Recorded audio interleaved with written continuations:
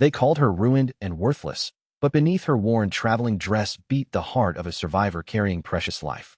The autumn wind cut through the Colorado territory with the sharp promise of winter, sending dried leaves skittering across the rutted wagon trail like whispered warnings.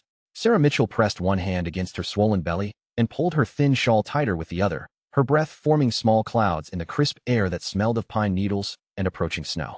The mountains loomed ahead, their peaks already white-capped, indifferent to her plight. Behind her lay 3 weeks of walking. 3 weeks since her father had pointed toward the door with trembling fingers and told her never to darken his threshold again.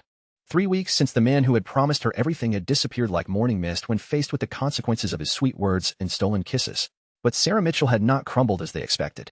Each step forward was an act of defiance against those who had written her off as a cautionary tale, a fallen woman whose only future lay in shame and destitution.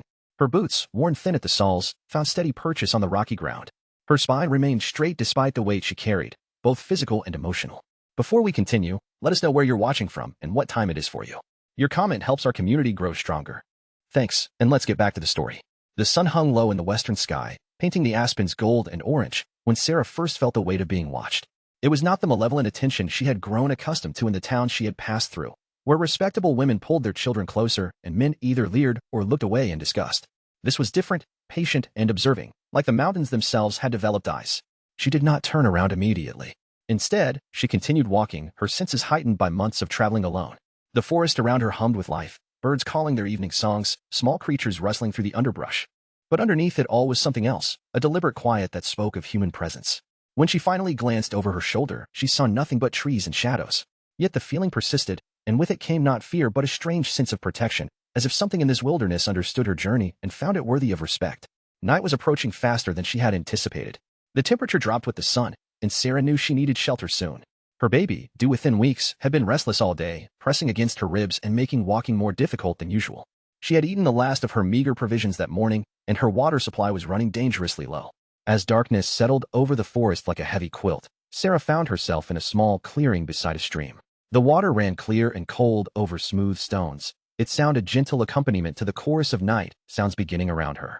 She knelt carefully by the water's edge, cupping her hands to drink deeply and refill her small tin cup. It was then that she saw him.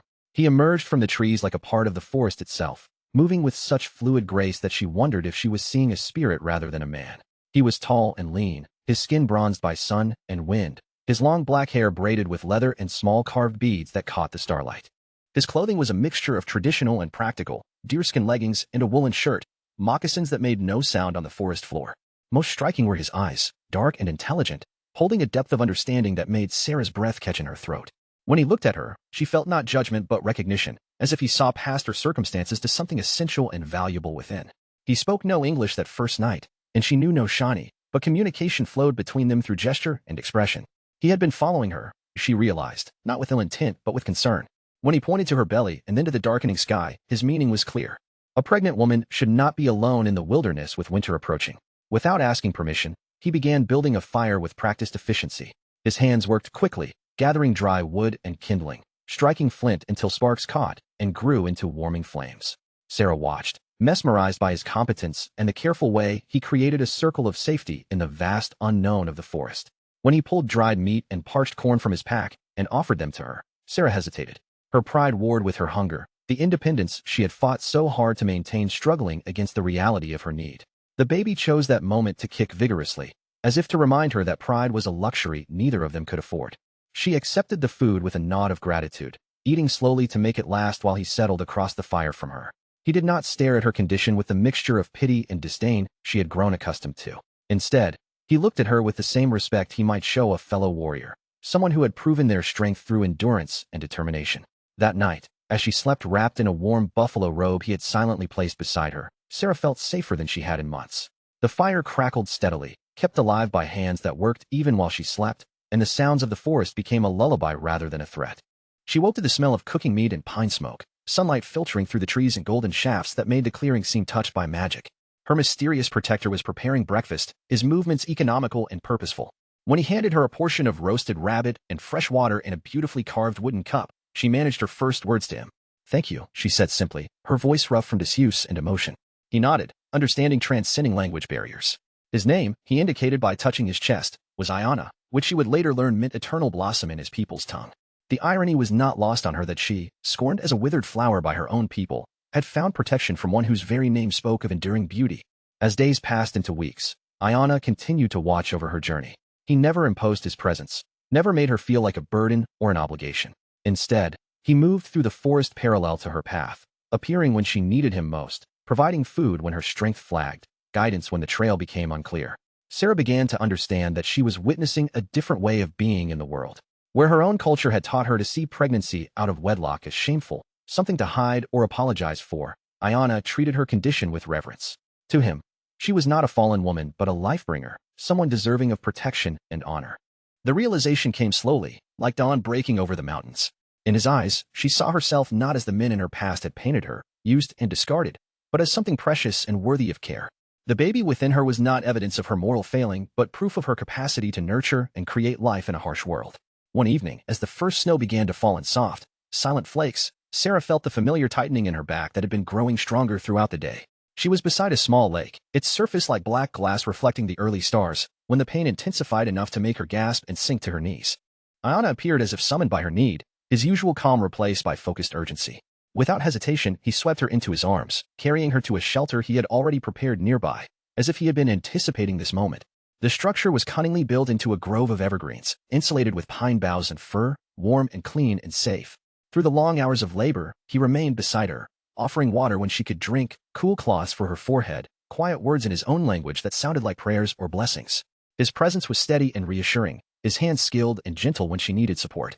When her daughter finally arrived in the deep hours before dawn, sliding into the world with a cry that seemed to announce her determination to live, Ayana was the first to welcome her. He cleaned the baby with the same care he had shown Sarah, wrapping her in soft furs before placing her in her mother's arms.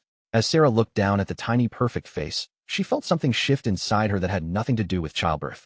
For the first time since learning of her pregnancy, she felt not shame but fierce pride. This child, created in a moment of stolen love that had seemed so meaningful before it was revealed as hollow, was beautiful and whole and entirely innocent of the circumstances of her conception. Ayana spoke then, his first English words carefully pronounced. "Beautiful daughter," he said, touching the baby's cheek with one gentle finger. "Strong mother." The tears that fell were cleansing, washing away months of internalized judgment and self-recrimination. In this place, surrounded by ancient trees and protected by someone who saw her true worth, Sarah finally allowed herself to believe that she and her daughter might have a future that held more than mere survival. Recovery came slowly but steadily. Ayana proved as skilled at caring for a new mother and baby as he was at everything else. He brought her foods that strengthened her blood, teas that eased her healing, and endless patience as she learned to navigate the new reality of motherhood. The baby, whom Sarah named Hope for obvious reasons, thrived in the peaceful environment. She was a content child, seeming to absorb the tranquility of the forest and her mother's growing confidence. When she fussed, Ayana would sing to her in Shawnee, his deep voice weaving melodies that seemed to come from the earth itself. As winter settled around them in earnest, Sarah realized that what had begun as temporary shelter was becoming something more permanent. Ayana had created not just a safe place to give birth but a home, complete with everything they needed to weather the cold months ahead. The question of what would happen when spring came hung unspoken between them. Sarah had no destination, no plan beyond day-to-day survival. Her old life was closed to her forever, but she had not yet imagined what a new one might look like. The answer came one evening as she sat nursing Hope by the fire, watching Ayana work on a pair of tiny moccasins. His hands, so capable with weapons and tools, showed infinite tenderness as he crafted footwear for a baby who would not walk for months yet. "Stay," he said quietly, not looking up from his work. "Be my wife. Hope be my daughter." The words hung in the warm air between them, simple and profound. Sarah understood that this was not a proposal born of pity or obligation, but of genuine feeling that had grown between them over weeks of shared care and quiet companionship. She thought of her daughter, sleeping peacefully in her arms, and of the man who had shown them both what love looked like when it was offered freely rather than demanded or bargained for. Ayana asked for nothing she was not willing to give, offered everything she had never dared to hope for. "Yes," she whispered, the word carrying all the weight of new beginning. Their wedding ceremony took place on the first warm day of spring, when the snow had melted enough to reveal green shoots pushing through the earth. Ayana's people had found them, as he had known they would, and they welcomed Sarah not as an outsider or a source of shame but as someone their beloved son had chosen to honor with his protection and love. The elder who performed the ceremony spoke of the strength it took to carry life through darkness, of the courage required to trust in the possibility of new love after betrayal. Sarah stood with Hope in her arms and Ayana beside her, surrounded by people who judged her not by her past but by her presence in this moment, and felt herself truly seen for perhaps the first time in her life.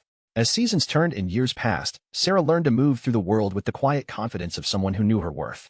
She became skilled in the ways of her adopted people, contributing her own knowledge while learning theirs.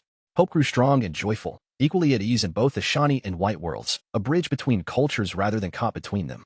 Sometimes Sarah would stand at the edge of the forest and look back toward the direction from which she had come, remembering the frightened pregnant woman who had walked those trails alone.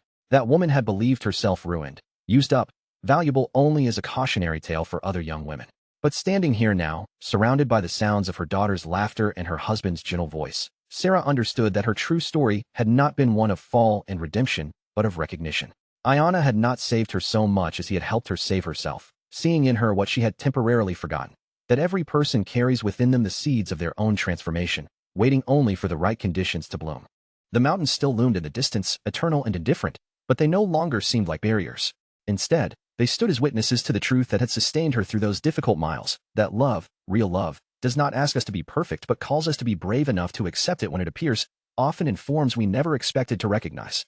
As the sun set behind the peaks, painting the sky in shades of rose and gold, Sarah Mitchell, now Sarah Ayanna, held her growing family close and smiled at the knowledge that the best stories are not about rescue but about the courage to believe we deserve the love that finds us, pregnant and wandering though we may be, in the vast wilderness of an uncertain world. What do you think about this story of unexpected love and second chances? Share your thoughts below about finding worth in unexpected places, and don't forget to like if this story touched your heart. Sometimes the love we need most comes when we're brave enough to keep walking, even when the path seems impossible.